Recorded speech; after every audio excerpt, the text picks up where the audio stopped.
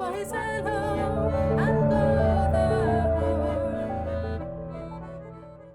I'm Simon Gibson. I run Simon's Cider in Godmanchester. We've been making cider. I have, where are we now? We're now into year 9. So 2012 was our first year of pressing. It's very exciting for me to start being involved in this collaboration, really, between Simon's Cider, Sanger, and EBI, and getting the apples from there that of going through this process with the genome mapping, that we're looking at the whole process all the way through.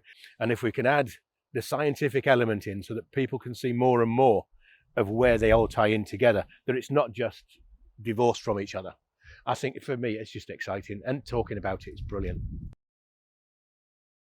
There's no point picking apples as windfalls in the early part of the year, because all you get is acid and starch, and you end up with low alcohol and a flowery taste to the cider as well. And when I say flowery, we're talking about the product flower, not smelly flowers. So you end up with that granular kind of thing going on your palate, which isn't overly pleasant. So good quality apples, well ripened, picked at their just over their peak is fantastic. All those different varieties add different things to the cider. So you're getting the different flavours, the different fragrances, and the depth of flavour as well. When you're looking and talking about the ripeness of fruit, one of the easiest ways to check and see whether your fruit is ripe is, number one, how it looks, the colour of it. The other thing is the colour of the seeds. So we end up with these lovely little dark seeds, and that shows that the apple is fully ripened.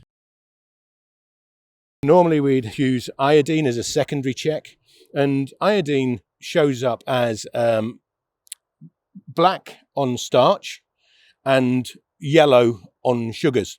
And so if you run a strip of iodine right across the middle of the apple, what you'll get is this graduation of colour from the centre being ripe out to the further parts where it becomes black. And if you get it yellow all the way across, that means all the starch in there has turned to sugar, which means you've got a much better chance of getting good cider.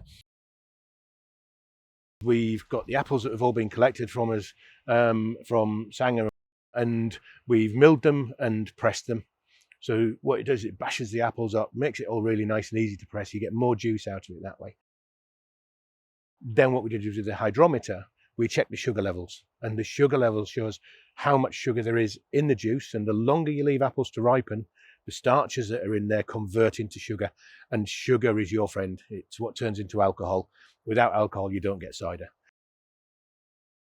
Although there are bugs and beasties that get in there, and bacteria and things that are out and about, if you can ensure a pH so that your acid is down below 4, and you can ensure that your potential fermentation, your alcohol, is above 4, then what you're going to get is you're going to get everything in the cider killed off, except for the yeast, which is the stuff doing the good job.